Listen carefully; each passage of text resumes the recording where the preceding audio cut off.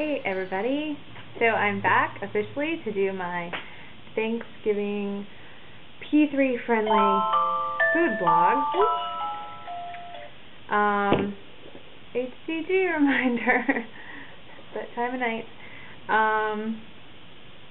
So what I want to do with you is basically kind of go through all the recipes with you just quickly.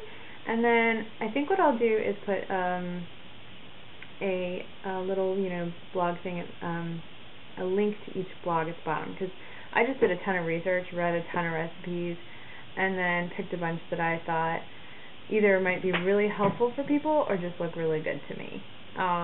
So those will all be linked at the bottom, and then what I'll do in the video is actually go through each recipe, especially if I think the recipe needs to be edited in some way to make it P3 friendly. Most of them should be really easy to do that with, but to make things easier on everybody, I'm also going to include a link to baking with stevia, truvia, and another sugar substitute that was in a lot of the recipes that I found. It's called erythritol. It is a very low carb sugar substitute. It's supposed to be made of fruits and vegetables, but this particular one, which I bought at the health food store, is made of corn, and I believe it's made of corn almost all the time now, which is kind of like disappointing because I'm not really into corn. I mean, it's mostly in everything, and it's all genetically modified. But this is a good, good holiday low carb sugar substitute. So I'm going to give you links to all those things, and maybe even some conversion charts on how to use them in baking. Also, I'll give you information on baking and cooking with almond flour and coconut flour, because I know a lot of people use those in P3, and I'm looking forward to using them in P3 as well. So I'm going to just give you a really quick rundown of the recipes, and then I'll probably post some photos of them, because I love photos.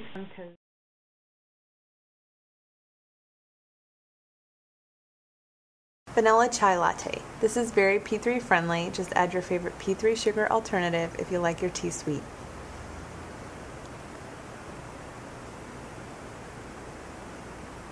Pumpkin spice latte.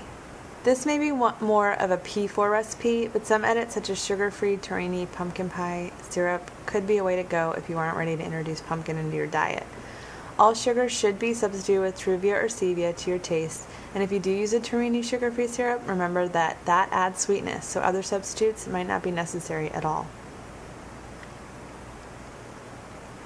Gala and Gorgonzola salad.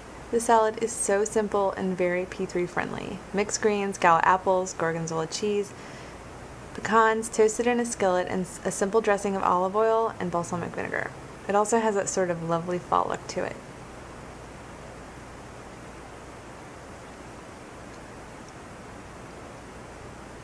MariaHealth.blogspot is pretty much a completely P3 friendly site. She does lots of alternative recipes using almond or coconut flour to create bread-like foods. This cornbread stuffing actually has no cornmeal and is made with coconut flour. Coconut flour recipes require lots of eggs, so keep that in mind. This probably wouldn't hold up well stuffed into a turkey, but I usually just stuff my turkey with herbs and aromatic vegetables like garlic and onions and keep the stuffing on the side.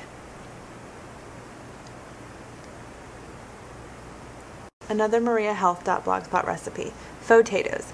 These are very low in carbs, but a bit high in fat for my liking. I'll probably cut down on some of the cheese in the recipe and not make the almond crunch topping. Still, cauliflower makes a yummy mashed potato substitute.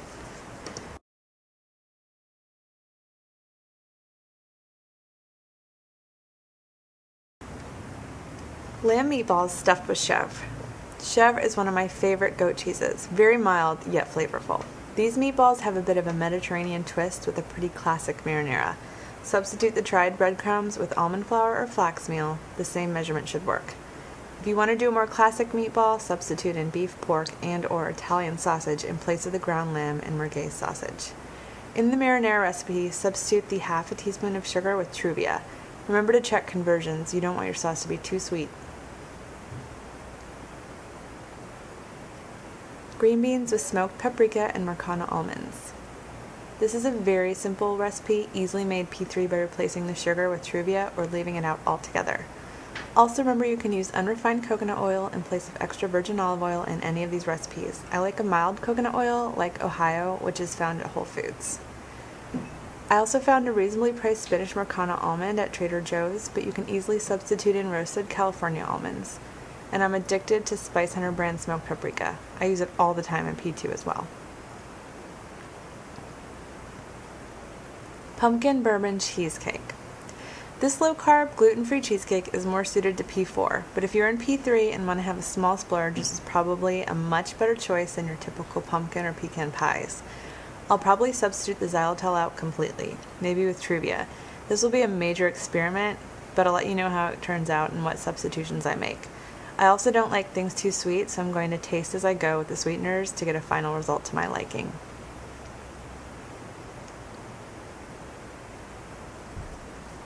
Paleo Bread.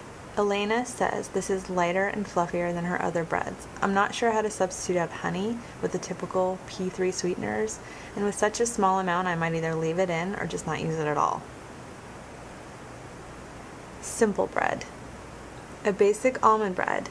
Elena says this bread is not her favorite, but I think it could probably work really well in your holiday stuffing. It's more dense and probably a bit similar to the texture of cornbread. Replace agave with P3 friendly sweetener and remember conversions. Gluten-free tart crust. This is so simple and totally P3 friendly. Use it to make an apple or pear tart or maybe even a cream pie. Yum!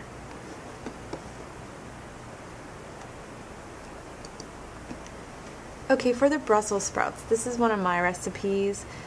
The original recipe was for pan-fried turnips and greens. However, I'm going to do this with Brussels sprouts. I'm going to find pretty much as uniform sized Brussels sprouts as possible and slice them into fours.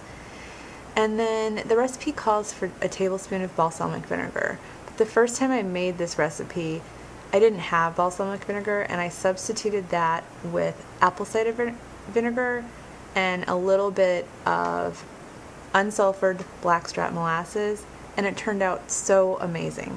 So I may do that again because I like that little bit of caramelization that I get from using the blackstrap molasses. And then the last recipe I'm going to share with you is a spiced nut recipe. I think nuts are awesome little extra thing to have around on the table at Thanksgiving. There's so many different options and ways to make them delicious roasted recipes. I'm going to use pretty much every nut I can imagine. Pecans, almonds, cashews, pistachios, hazelnuts, walnuts, what else? Macadamias.